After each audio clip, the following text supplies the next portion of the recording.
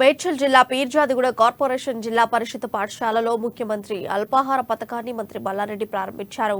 విద్యార్థులతో కలిసి మంత్రి మల్లారెడ్డి అల్పాహారం తిన్నారు. ఈ బ్రేక్ఫాస్ట్ స్కీమ్ మానవీయ కోణంలో తీసుకున్న పథకమని మంత్రి మల్లారెడ్డి అన్నారు.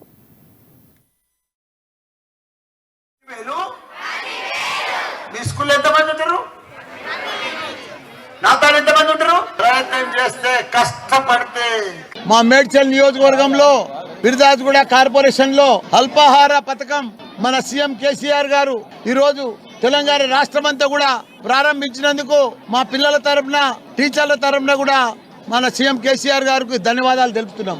ఏది ఏమైనా దేశంలో అన్ని రకాల కూడా అన్ని రంగాలల్లో అభివృద్ధి పథకాలల్లో ముందున్న సీఎం మన సీఎం కేసీఆర్ గారు. ఈ రోజు చూస్తా ఉన్నాం చాలా స్టేట్లలో మధ్యాహ్నం పథకమే ఉన్నది, భోజన పథకం. కానీ మన దగ్గర మధ్యాహ్నం భోజనం ఉంది.